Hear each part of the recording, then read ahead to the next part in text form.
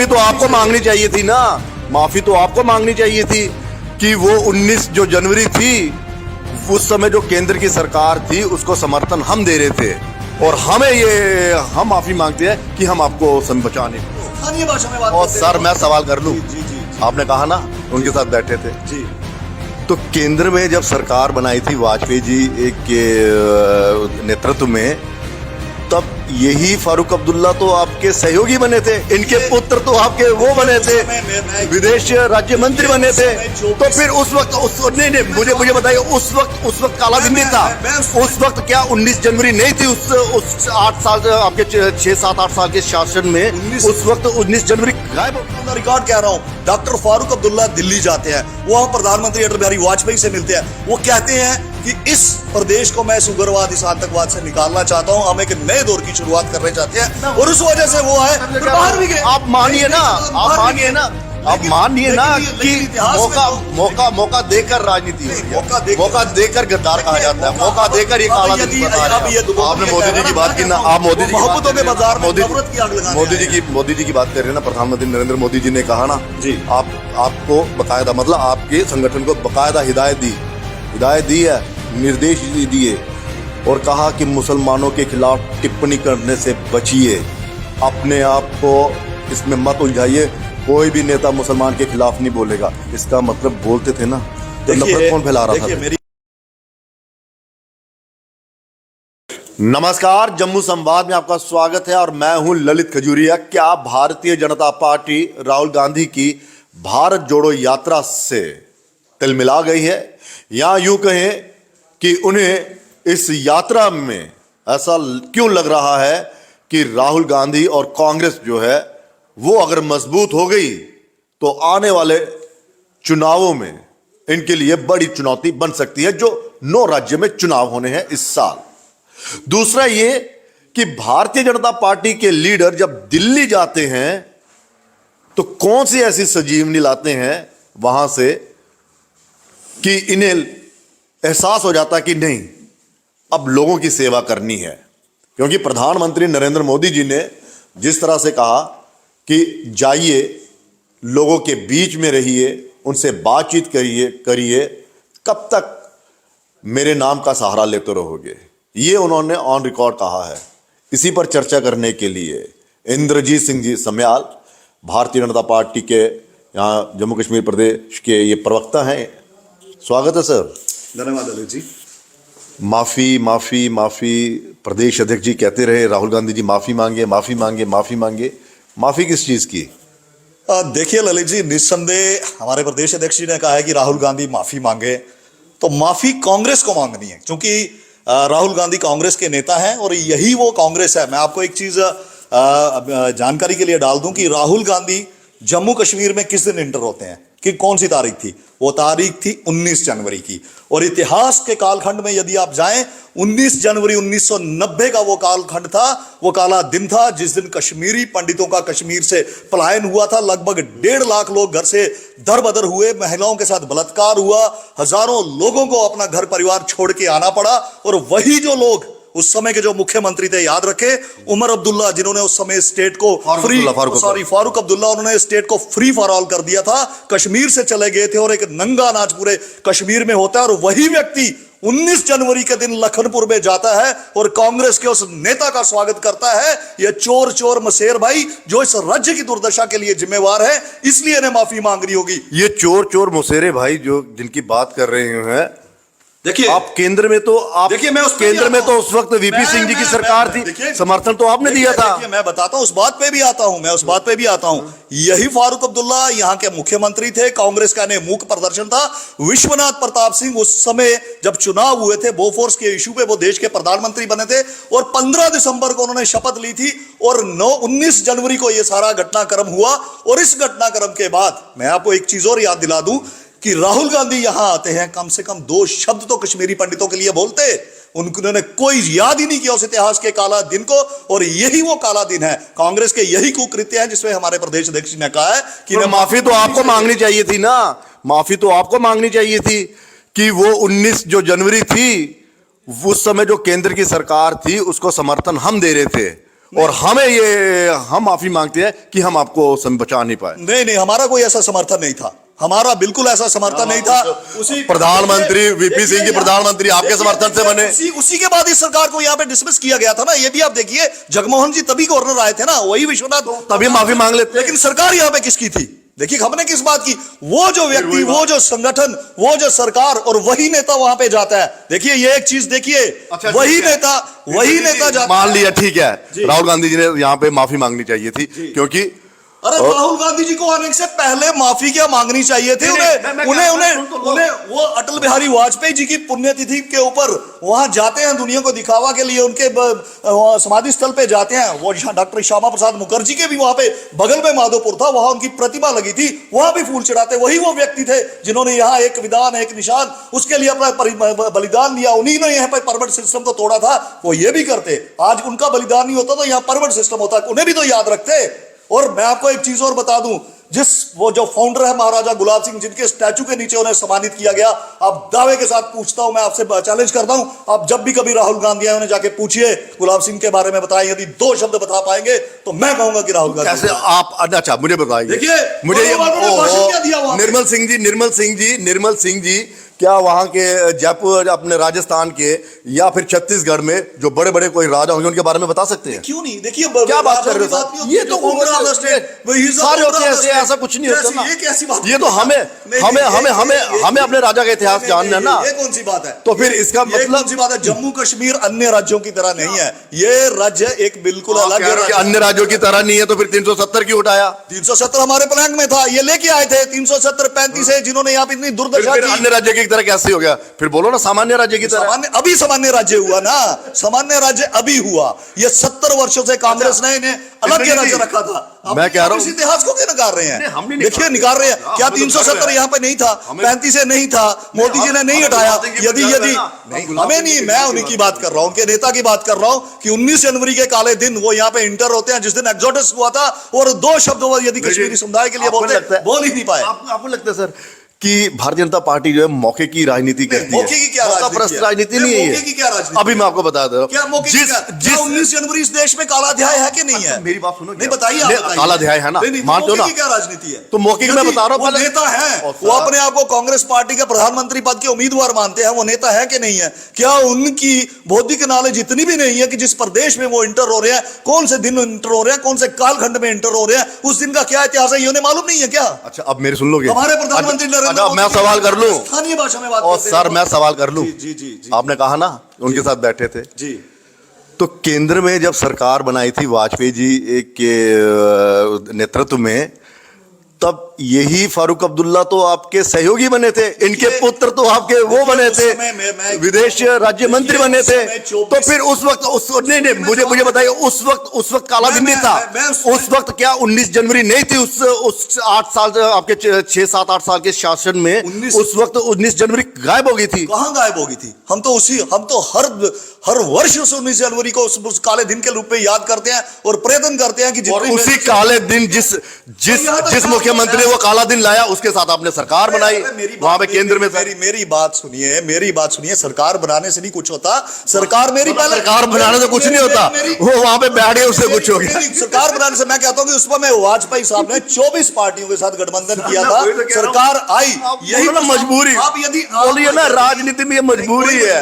यदि आप देखिए, एक चीज मैं आपको ये चीज बता दूं कि जब भी कभी कई बार कहा जाता है ना कि कोई एक शुरुआत होती है उस प्रदेश को, उस समय यदि आप इतिहास के पन्नों को खंगालें तो अब ये देखिए, ऑन द रिकॉर्ड कह रहा हूं, डॉक्टर फारूक अब्दुल्ला दिल्ली जाते हैं, वो प्रधानमंत्री अटल बिहारी वाजपेयी से मिलते हैं, वो कहते हैं कि इस प्रदेश को मैं इस उग्रवाद, इस आतंकवाद से निकालना चाहता हूं, हम एक नए दौर की शुरुआत करना चाहते हैं, और उस वजह से वो है बाहर भी गए। आप मानिए ना, अब मानिए ना कि मौका देकर राजनीति हो रही है, मौका देकर गद्दार कहा जाता है, मौका देकर ये काला दिन बता रहे हैं। अब यदि आप इस भारत जोड़ो यात्रा की बात कर रहे हैं, भारत टूटा कहां पे है बताइए? हमने भी पूछा उनसे, वो तो हमने पूछा, लेकिन इतनी बौखलाहट था जब 2 सितंबर 1946 को पंडित जवाहरलाल नेहरू इस देश के अंतरिम प्रधानमंत्री बनते हैं। उन्होंने इस देश को 2 भागों में बांटा। उन्हीं के कालखंड में ये कश्मीर जो इशू था ये यूएनओ में गया। उन्हीं के कालखंड में, पंडित जवाहरलाल नेहरू के कालखंड में, ललित जी, कभी इतिहास में ऐसा नहीं हुआ है।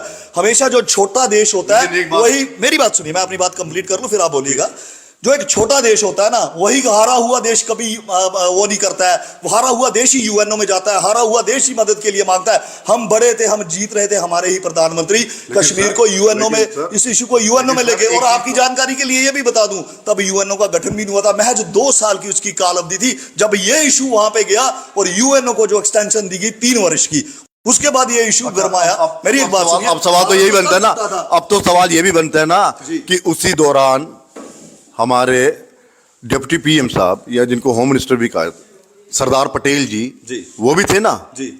श्यामा प्रसाद मुखर्जी भी उनके कैबिनेट में थे ना जी। अगर सुनिए अगर नेहरू जी उस समय बंटवारे के वो थे, जिम्मेदार थे और वो पीएम बने, तो फिर वो कह देते कि जब ये आप देश के विभाजन के कारण बने हैं, इसलिए हम आपके मंत्रिमंडल में शामिल नहीं होंगे। मेरी बात तो सुनिए, मैंने क्या कहा आपको, अब मेरी बात को शुरुआत मैंने कहा 2 सितंबर 1946 जब पंडित उस समय आजाद हुआ। अरे वो अंतरिम प्राइम मिनिस्टर बने थे उस समय, इंटरिम गवर्नमेंट फॉर्म हुई थी सर, तो सब मंत्रिमंडल में शामिल नहीं होते, मना था। श्यामा प्रसाद मुखर्जी बाहर आए थे, उन्होंने त्याग पत्र दिया था, बाहर आए थे।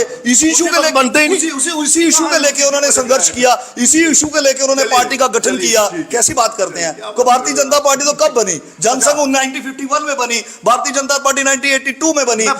वही तो मैं बात कर रहा हूँ कि वही हमारे नेता थे, वही इस इशू को लेके बाहर आए, इस इशू को बाहर आए और इस इशू को लेकर उन्होंने अपने प्राण त्यागे। आपको क्या लगता है, माफी मांग लेंगे तो सब ठीक हो जाएगा? माफी तो ये होता है कि ठीक होने की बात नहीं होती। इतिहास में माफी किस लिए आदमी को कहा जाता है? कोई बड़े अगर हमारे अध्यक्ष जी ने यह बात कही तो माफी इस चीज के लिए और किसी ने तो कही नहीं जी। अच्छा, यही प्रदेश के अध्यक्ष थे, यही थे ना जी, और यही आपके भाजपा के नेता जी, ठीक है ना जी।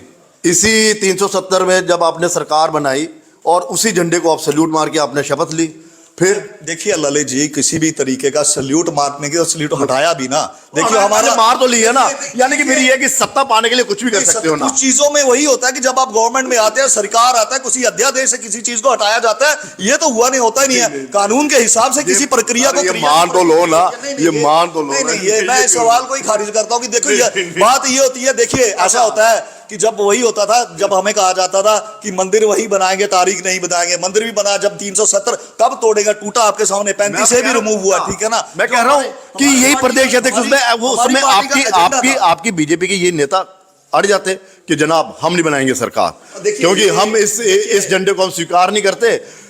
तिरंगा हमारी शान है और जब हम शपथ लेंगे वो झंडा हमारे पास होगा। सर कुछ चीजों को करने के लिए किसी आगे तक जाना पड़ता है। ये वैसा नहीं होता कि जैसे आप कहते हैं मूड मत से कुछ नहीं होता, मूड मत की बात ही नहीं है, समझदारी से बात होती है। उसी जगह पहुंच के हटाया। आप सरकार बनाए तो समझदारी, और आप सरकार तोड़े तो आप और ज्यादा समझदार। आप सरकार बनाए तो वो देशभक्त, आप सरकार उनके साथ तोड़ दे तो वो गद्दार। नहीं गद्दार क्या, हमने क्या कहा? हमने जब सरकार बनती है कॉमन मिनिमम एजेंडा के ऊपर बनती है, हमने उस पर काम किया। जब कॉमन मिनिमम एजेंडा के ऊपर वो नहीं चले तो सरकार तोड़ दी। इसमें क्या इशू है? पार्टी जब कोलिशन में होती है, विश्व की जितनी भी सरकारें ले ली, कोई एक मिनिमम एजेंडा बनता है, मिनिमम एजेंडा ऑफ गवर्नेंस बनता है। उसी के आधार पर जब आपका वही ना समझौता किया ना, सरकार बनाने के लिए समझौता किया।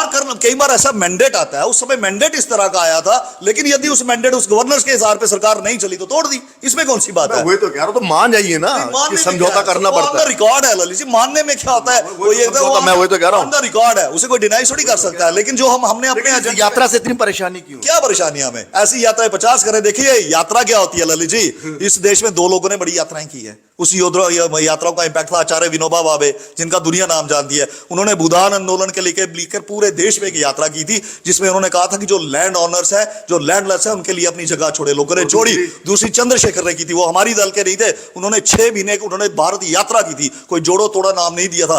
उन्होंने उस समय नौजवानों के पास बैठ के उनकी समस्याएं सुनी। उनके बैठे कहिए राहुल गांधी, अरे 300 लोगों की सुरक्षा कर्मी के साथ चलते हैं, आपने भी यात्रा कवर की है। कौन से वो लोगों से मिले?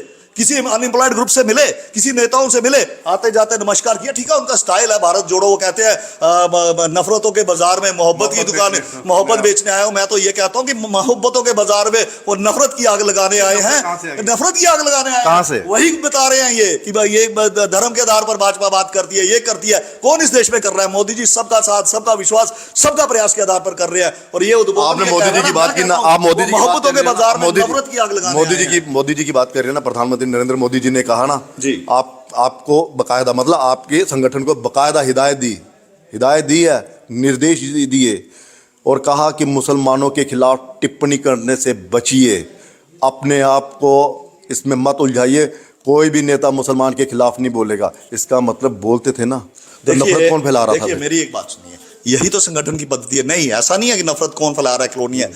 हर कार्यकारिणी में कुछ गाइडलाइंस होती हैं, कुछ इश्यूज होते हैं। यदि कभी कुछ ऐसा हो, हमारा जो अपना सर्वश्रेष्ठ नेतृत्व है, जो हमारी केंद्रीय इकाई है, वो कुछ दिशा निर्देश याद ही करती है, और उसने मानते भी नहीं है ना।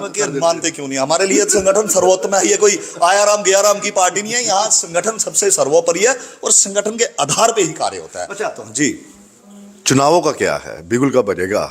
देखिए, वो चुनाव जब राइट टाइम होगा, जब इलेक्शन कमीशन ने ये ललित जी डिसाइड करना है, ये उन्हीं के ऊपर है। जब वो देखेंगे परिस्थितियां होंगी तो उसके आधार पर चुनाव होगा। यहां तक भारतीय जनता पार्टी का सवाल है, भारतीय जनता पार्टी तो हरदम चुनाव के लिए तैयार। और आपने जैसे शुरू में कहा कि ये भारत जोड़ो यात्रा, हमें इससे कोई घबराने की जरूरत नहीं है। भारत कांग्रेस ने तोड़ा है, हमने जोड़ने का काम किया है। हम ही ने यहाँ परमिट सिस्टम तोड़ा, हम ही ने यहाँ 370 तोड़ी, हम ही ने 35 है। इनके कितने काले कारनामे, एक देश के दो देश, इन्होंने तोड़ा के जोड़ा? यहाँ पे राजीव गांधी फारूक अब्दुल्ला कार्ड हुआ, जोड़ा के तोड़ा? उसी के बाद यहाँ पे जो पब्लिक मैंडेट था, फिर वो पुरानी बहस शुरू हो जाएगी। उन्हीं के साथ आपने केंद्र की सरकार में आपने समर्थन लिया, दूसरों के साथ जिनको आप आतंकी संगठन की आप कह रहे हैं, जब महबूबा मुफ्ती की, उनके साथ आपने गठबंधन कर दिया। भारत जोड़ो यात्रा जब ये केरल से शुरू करते हैं तो कौन कौन से लोग उसमें आते हैं? मैं फिर बोलूंगा तो फिर वो देश के नागरिक ही है ना। अगर वो इतने खतरनाक है सर, मुझे ठीक हो, ये सवाल मैं करने वाला, मैं ये सवाल करने वाला था की दुकान यहाँ पे बंद है सर। मैं यही तो कह रहा हूँ, वो लोग अगर इतने खतरनाक है, वो लोग अगर इतने खतरनाक है, देश को तोड़ने वाले हैं, देश के विरुद्ध चलने वाले हैं, या फिर नफरत की विचारधारा या उन पर केसेस हैं, तो अंदर क्यों नहीं ठोकते? कैसे शरीयत? मतलब क्या भारतीय जनता पार्टी या फिर केंद्र की सरकार अगर कोई गलत है तो उसको इतनी आजादी दे देगी, आप गलत करते रहिए? ये कानून अपने हिसाब से काम करता है। इस पे ये तो डिक्टेटरशिप तो है नहीं है कंट्री पे। जो एजेंसीज है, कानून को करने दीजिए, फिर आप क्यों बोलते हो? तो कानून तो कर ही रहा है, लेकिन हम बता रहे हैं ना, कानून के बाद भी कई लोग जमानत पे बेल लेके बाहर आते हैं ना, तो फिर वैसी गतिविधियों में सब लोग, कन्हैया कुमार इनके साथ चल रहे हैं तो बेल पे ही बाहर आए हैं ना, बेल पे बाहर आए ना। कल तक वो भारतीय communist party of India, Lenin Marxist के बड़े प्रचारक थे, प्रखंड भारत थे। वो कहते थे कांग्रेस ने तबाह कर दिए। वही भाषण आपको यूट्यूब में मिल जाएंगे। आज वो कहते हैं कि नहीं, गांधी परिवार एक सोच का नाम है। तो ये तो वही हुआ ना, ये तो वही हुआ।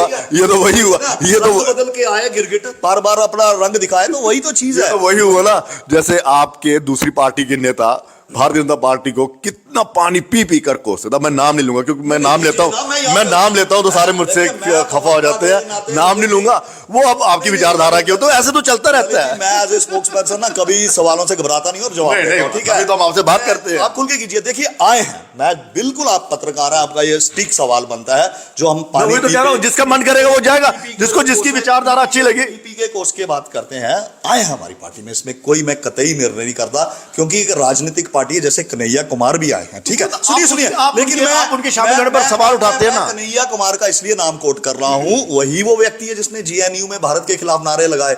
हमारी पार्टी में जो नेता हैं, हाँ, नेशनल कॉन्फ्रेंस से भी आए हैं, कांग्रेस से भी आए हैं, सारे और भी दलों से। ये तो वो नेता है ना, ये तो वो नेता, उसे तो भारत के खिलाफ नारे लगाए, उस पर एक्शन होगा। लेकिन ये लोग तो आतंकवादियों की पार्टी, जिनको आप आतंकवादी की पार्टी कहते हैं, उनके हिस्सेदार थे ये। नहीं, वो मैं एक चीज आपको ये चीज बता दूं, पहले मैं आपको एक चीज बता दूं कि जिन नेताओं के आप मुझे, आप ये नहीं है कि आप किन नेताओं के नाम कोट कर रहे हैं। यदि कोट करें तो मैं स्पष्टता से जवाब दे पाऊंगा कि कौन है। लेकिन कन्हैया कुमार को मैं इसलिए कोट कर रहा हूं कि कन्हैया कुमार के ऊपर जो केस चल रहा है, वो देशद्रोह का केस चल रहा है। मैं इसलिए उस व्यक्ति का नाम कोट कर रहा हूं। बाकी राजनीति में हर कोई स्वतंत्र है, ठीक है? यदि उन्हें किसी को चुनावों के लिए तैयार है, पार्टी तो हमारी हरदम तैयार है। कब होंगे, कब प्रेशर डालोगे आप? देखिए, प्रेशर तो जो भी हमारा प्रदेश नेतृत्व, केंद्रीय नेतृत्व, बात होती रहती है, लेकिन सबसे बड़ी है कि चुनाव आयोग एक इकाई है, स्वतंत्र इकाई है, उसने ही ये निर्णय करना है। और उसी के संतोष जी अभी आए थे, कह रहे थे कि तैयार रहिए, एक साल जो है आपको अपने घर से बाहर रहना पड़ेगा, कौन कौन है, क्या क्या है, जितना भी है। लेकिन अगर वो एक साल की बात करें तो वो इशारा 2024 की तरफ जाता है। देखिए, ऐसा है, तो इसका मतलब विधानसभा चुनाव नहीं होंगे। तक बीएल संतोष हमारे राष्ट्रीय महामंत्री हैं, यहाँ पे आए हैं। देखिए, हमारी संगठन की बैठकें होती हैं, हर 3 महीने में ऐसी बैठक होती है, तो उनका मार्गदर्शन मिलता है। और हमारे जो पार्टी की एक परंपरा है कि कुछ लोग ऐसे होल टाइमर काम करते हैं, पार्टी की एक अपनी पद्धति है, उसी के आधार पर उन्होंने उद्बोधन दिया। उन्होंने ये नहीं कहा कि पर्टिकुलर की आप लोकसभा के लिए आते हैं, उन्होंने कहा तैयार रहिए, पंचायत के लिए भी तैयार रहिए, वार्ड के लिए भी, विधानसभा के लिए भी, जब भी चुनाव होंगे तो आपको तैयार है। देखो, आप कभी इश्यूज उठाते हैं अपने संगठन के बीच में कि भैया 4.5 पौने 5 साल हो गए, नहीं देखिए, अपनी मतलब अपनी द सेंस की लोगों की सरकार नहीं है। नहीं देखिए, वो सारी चीजें देखने हैं, लेकिन कई बार कुछ ऐसा है, चीजें भी होती हैं ललित जी। वो कहते हैं बीमारी अगर लाइलाज हो तो सर्जरी भी करनी पड़ती है। सर्जरी कई बार करनी पड़ती है, मतलब कि अगर कोई चीज, कोई छोटा सा जख्म नासूर बन रहा हो तो उसे ठीक भी करना पड़ता है, और अगर उसी नासूर को पनपने दिया जाए तो वो एक दिन सब कुछ नष्ट कर देता है। इसलिए ऐसा नहीं है कि पार्टी हर तरह से मंथन करती है, और जब समय आएगा, सही समय आएगा तो चुनाव आयोग देखो वो एक स्वतंत्र इकाई है, अल्टीमेट कॉल उसकी होगी। कुछ नेता दिल्ली गए जी, और वहां पे बातचीत हुई, लेकिन पिछले दिनों हमने देखा कि यहां पर एक पैरेलल सरकार चलाने की कोशिश की गई भारतीय जनता पार्टी की तरफ से। एलजी और आपके नेता आमने सामने, आपके इन द सेंस की भारतीय जनता पार्टी के नेता, जिसमें कईयों ने एलजी साहब के कई बयानों की मुखालफत की, तो ऐसा लग रहा था कि पैरेलल समानांतर एक सरकार चल रही है। फिर दिल्ली जाते हैं, लेकिन वहां से ऐसा लगता है कि गृह मंत्री अमित शाह जी यहां तो पुचकारते हैं या फिर फटकारते हैं, लेकिन आज आकर कहते हैं कि एलजी साहब ही सभी मसले का हल करेंगे, उनसे मिलिए। ये क्या संदेश था? देखिए, मैं तो पहले आपके सवाल को ठीक से समझ नहीं पाया कि आप, मैं चाहता हूँ कि एक बार मुझे मैं आपको बताता हूँ। हाँ, मैं बताता हूँ। मेरा सवाल ये है, जैसे एलजी साहब ने कहा कि पीएम पैकेज के तहत जो कश्मीरी पंडित लगे उन्हें जाना पड़ेगा, घर बैठे हम सैलरी नहीं दे सकते। आपके आते हैं ये कविंदर गुप्ता जी, ठीक है, पूर्व डिप्टी सिंह हैं, वो कहते हैं कि एलजी साहब को ये बयान देने से पहले एक बार हमसे पूछ लेना चाहिए था जम्मू कश्मीर के क्या हालात हैं। ठीक, रविंदर रैना जी कहते हैं कि कश्मीरी पंडित जो पीएम पैकेज के तहत लगी हैं वो इसीलिए प्रदर्शन कर रहे हैं क्योंकि इससे पहले ऐसे हालात नहीं थे वहां पर, यानी कि हालात अब खराब हो रहे हैं, जबकि एलजी साहब और केंद्र सरकार कह रही है हालात नॉर्मल हैं। फिर आते हैं देवेंद्र राणा जी, वो कहते हैं कि पॉलिसी होकर रहेगी, ट्रांसफर पॉलिसी, हम पार्टी छोड़ देंगे, हम त्याग पत्र दे देंगे। ठीक है, ये मेरा सवाल है कि ये समानांतर सरकार चल रही थी, क्यों कमेटी बना दी जी, ये कमेटी बना दी, वो कमेटी बना दी। कमेटी अगर एलजी साहब बनाते, सॉल्व उन्होंने करने, आपने आपकी कमेटी से कुछ होगा नहीं। और फिर दिल्ली जाते हैं, दिल्ली से कहा जाता है कि आप एलजी साहब से मिलिए। तो ये सवाल समझ में आ गया अब आपको? देखिए ललित जी, मैं आप सारी बात अभी समझ गया। देखिए, सबसे बड़ी बात यह है कि जो आपको, पहले मैं कमेटियों पे ही बात कर दूं। देखिए, किसी भी राजनीतिक पार्टी जो एक स्वतंत्र राजनीतिक दल है, उससे ये अधिकार है, वो कांग्रेस को भी है, किसी और पार्टी को, वो भी कमेटी बना सकते हैं। जो हमारी कमेटियां बनी हैं, जैसे डेली वेजर के इश्यूज पे, वो एक इशू था कि एक माध्यम का काम करें कि उनकी जो यहाँ पे ब्यूरो, देखिए इस समय तो ब्यूरोक्रेटिक सेटअप है, एलजी सरकार गवर्न कर रहे हैं, नीचे एक ब्यूरोक्रेटिक, लेकिन उनको आश्वासन दिया जाता है कि कमेटी बन गई और अब आप ही ने सॉल्व कर देना। मैंने आपका सवाल सुन लिया, मैं चाहता हूँ 2 मिनट आप मुझे दें। देखिए, आपका एक बड़ा वाजिब सवाल है ये, आपने जो सवाल पूछा। देखिए, यहाँ पे एक ब्यूरोक्रेटिक सेटअप है, एक चुनी हुई सरकार नहीं है, किसी भी विभाग का कोई मंत्री नहीं है, कोई मुख्यमंत्री नहीं है। एलजी मनोज सिन्हा गवर्न कर रहे हैं, नीचे आईएएस आईपीएस इन सब की एक टोली है, एक जमावड़ा है। लोगों में यह भी एक कटु सच्चाई है कि लोगों में बड़ा अग्रेशन है इस लॉबी के खिलाफ। अब होता क्या है, किसी भी राजनीतिक पार्टी के पास इतनी स्वतंत्रता होती है, वो कांग्रेस भी बना सकती है। कांग्रेस क्यों नहीं जाती? कमेटी बनाने का ये नहीं है कि कोई वो फाइनल अथॉरिटी है, कमेटी बनाने का ये है कि उनके इश्यूज को समझा जाए, रिटन अप किया जाए, सम अप किया जाए, एक फाइल तैयार की जाए, एलजी के समक्ष पेश की जाए और केंद्र सरकार के भी समक्ष पेश की जाए। उसका ये मोटिव है, अल्टीमेट फाइनल कॉल एलजी साहब ने ही लेनी है। कमेटी का ये इशू है। और यहां तक आपने कहा कि हमारे नेता, देखिए हम एक पॉलिटिकल इकाई है, हमें इन लोगों की समस्या को भी जनता है, अकॉर्डिंगली वर्कअप भी करना है। और उसी के आधार पर यदि हमारे नेता जाते हैं, वक्तव्य देते हैं, तो वो एक जनता की कोई जनमानस की जो डिमांड है उसे देखना पड़ता है, ताकि ब्यूरोक्रेसी भी उस चीज को समझे और ऊपर सेटअप भी समझे। और कमेटी बनाने का कतई ये नहीं है कि हमने कोई फाइनल अथॉरिटी, वो कोई भी पार्टी बना सकती है। कांग्रेस को किसी ने रोका है क्या? नेशनल कॉन्फ्रेंस को किसी को रोका है क्या? वो क्यों नहीं जाते? हमारी कमेटी की इतनी वैल्यू नहीं जितनी भाजपा कमेटी की। संघर्ष करना पड़ता है। कौन है संघर्ष? फाइनल एलजी ने करना है। नहीं, ये ऐसा नहीं होता है। वो अब चलिए, उनके नेता ही बेहतर। दिल्ली से जो आदेश आए उसको क्या समझा जाए? नहीं, दिल्ली से जो आदेश आए ऐसा नहीं है, दिल्ली में कोई ऐसा नहीं है कोई ऐसे आदेश दिया जाता है डू और डाई वाली सिचुएशन, ऐसा नहीं है। देखिए, एलजी तो यहाँ पे मैंने खैर कहीं सुना नहीं है कि ऐसा कोई आदेश आया, लेकिन यदि आप कह रहे हैं आपके पास कोई इनपुट है तो ऐसा नहीं होता है। अल्टीमेटली यहाँ पे एलजी गवर्न कर रहे हैं, फाइनल कॉल तो उन्होंने ही लेनी है। ठीक है, कुल मिलाकर ये है कि इस यात्रा से आपको कोई फर्क? देखिए, ऐसी यात्रा से हमें कोई फर्क नहीं पड़ता। यात्रा वो करें, हमारी शुभकामनाएं। और माफी मांगनी चाहिए, माफी क्यों नहीं, उन्हें याद रखना चाहिए कि वो इस स्टेट का क्या इतिहास है, उनके पुरखों ने स्टेट में क्या किया है। पंडित जवाहरलाल नेहरू से लेके एक लंबा इतिहास है, जवाहरलाल नेहरू से लेकर अगर फारूक अब्दुल्ला के साथ शेयर ना करते चेयर, फिर मुझे देखिए नहीं, आपने कहा देखिए ना, मैंने आपको सिर्फ उस दिन का इतिहास बताया। देखिए फारूक अब्दुल्ला यहाँ पे जाके वो नौटंकी कर रहे थे ना कि देखिए शंकराचार्य एक ऐसे पहले व्यक्ति थे जिन्होंने कश्मीर से लेकर कन्याकुमारी तक पदयात्रा की, और दूसरे श्री राहुल गांधी। कौन सी पदयात्रा? कल विश्राम लिया, जनाब चौपर से दिल्ली चले गए, कल चौपर से आएंगे, एक दिन चलेंगे, एक दिन विश्राम करेंगे, फिर आराम से चलेंगे, लग्जरी कंटेनर में बैठे हुए। कौन सी ये यात्रा है और कौन से लोगों से वो मिल रहे हैं? कैसी बात ललित जी, आप भी 10 दिन, अगले 8 दिन वो यहीं पे कवर कर रहेंगे। मैं देखता हूं वो कितने डेलीगेशन से मिलते हैं, कितने डेली वेजर्स के पास जाते हैं। देखिए ये कहने सुनने की बात है, ये हवा की यात्रा होते हैं, हवा में ही गुम हो जाएंगी, ऐसी कोई नहीं है।